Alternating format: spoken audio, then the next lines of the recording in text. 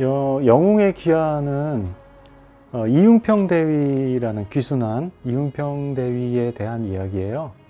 83년도에 이응평 대위가 우리나라로 귀순했을 때 저는 그게 굉장한 정치적 이유나 거대한 어떤 사건에 휘말려서 북한에서 한국으로 귀순했을 거라고 생각을 했어요. 근데 성인이 돼서 이 분에 관련된 자료를 찾다 보니까 상상외로 너무 제가 생각했던 것보다 가볍다라고 말하긴 그렇지만 아무튼 그런 이유였어요. 그게 뭐냐면 삼양라면에 그게 아마 삐라로 날아갔는지 아니면 쓰레기로 날아갔는지 잘 모르겠지만 그 뒷부분의 내용이 제품을 구매했을 시에 제품이 하자가 있으면 다시 새로운 제품으로 교환해 드립니다 라는 문구가 있었대요.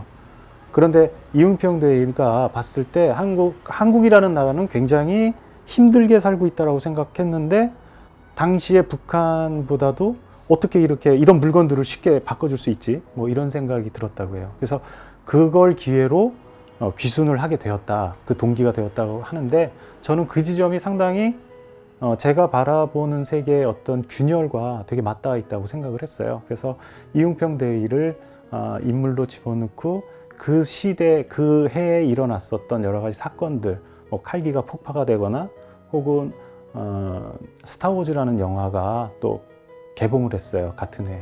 그래서 그때 제다이의 귀환이라는 제목으로 에피소드 3인가 4인가가 나왔는데 그 제다이의 귀환에서 제다이는 영웅이었잖아요. 그래서 그 이응평 대위가 그 시대 이제 어린 저에게는 영웅으로 한국에선 영웅으로 이제 저에게 주입이 됐었고 그래서 그것과 제다이라는 그 귀환이라는 영화의 제목과 합쳐서 영웅의 귀환이라는 제목으로 정해서 이런 작업을 하게 되었습니다.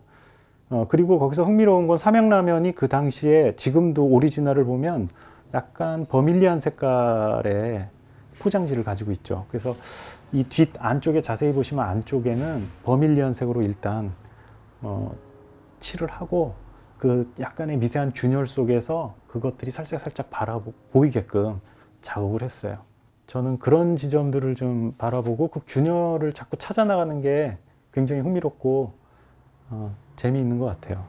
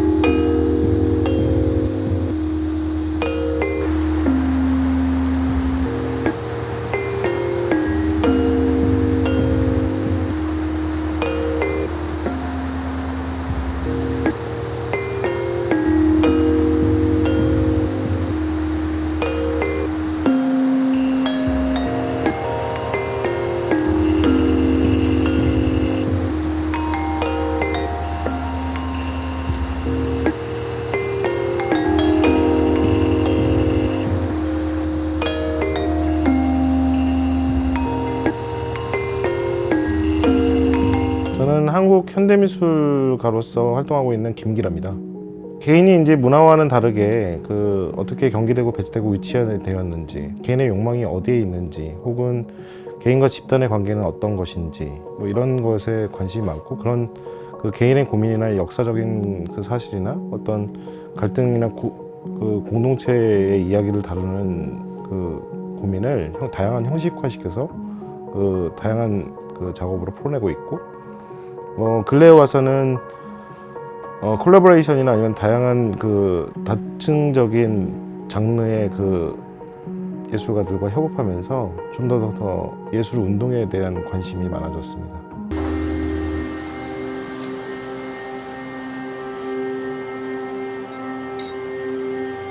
냉면을 먹다가 당신 생각이나 편지를 적습니다.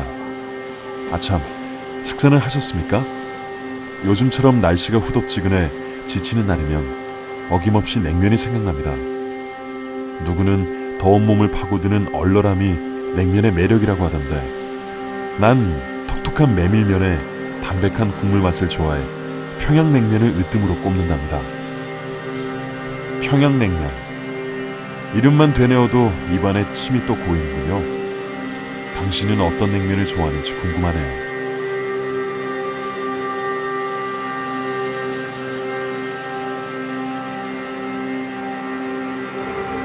나는 냉면집의 풍경도 참 흥미롭습니다. 남한에서 평양이라는 이름이 이렇게 친근하게 불리는 곳이 또 어디 있겠냐는 생각이 들 때면 혼자 웃기도 합니다. 평양을 큰 소리로 외치건 붉은 글씨로 커다랗게 적은 깃발이 펄럭이건 누구도 불편하게 여기지 않습니다. 똑같은 상황이 시내 한복판 광장이나 군중이 모인 집회 현장에서 펼쳐졌다면 아주 예민해졌을 일인데 말이죠.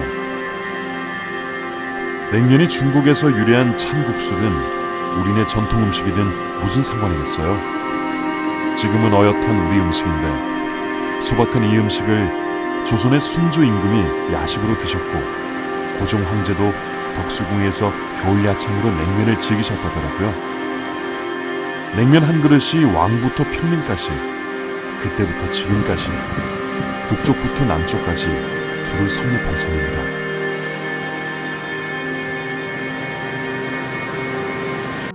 냉면을 모티브로 한 2014년 그 수치인불명이라고 하는 작업이 있어요. 부제로는 그 북으로 보내는 편지, 당신은 잘 지내고 있나요? 라고 하는 그 작품인데, 냉면은 사실 조선의 그 임금 고종과 순조가 굉장히 좋아했었던 그 중국의 참국수로부터 유래된 음식이에요. 그런데 메밀이라고 하는 이 척박한 환경에서 잘 자라는 그 메밀을 걷어다가 갈아서 메밀면을 만들고 차가운 동치미 국수하고 육수를 섞어서 만들어 먹던 것이 이제 냉면의 유래가 됐던. 그럼에도 불구하고 이제 조선의 왕부터 평민까지 굉장히 다양한 계층이 모두 다 즐길 수 있었던 음식이었던 것 같아요. 그렇다면 이 냉면이라고 하는 소재가 단순히 어떤 차갑고 음식적으로 좀 시원하다라고 하는 표현들만 쓸 수 있는가? 그래서 이제 아까 붉은 깃발이 나부낄 때 그 집회 수위 장소에서는 민감할 내용이지만 사실 그 여름에 그 붉은 깃발의 평양, 함흥이라고 하는 냉면집의 풍경들은 되게 그 우스꽝스럽게도 그거 보면 와 그러면서 뛰어가면서 먹거든요. 그 먹는 거, 그러니까 먹는다는 거 하는 식문화, 문화에서는 갈등과 대립과 분노가 좀 수그러들 수 있다라고 하는 지점에서 냉면 작업을 선택을 했어요.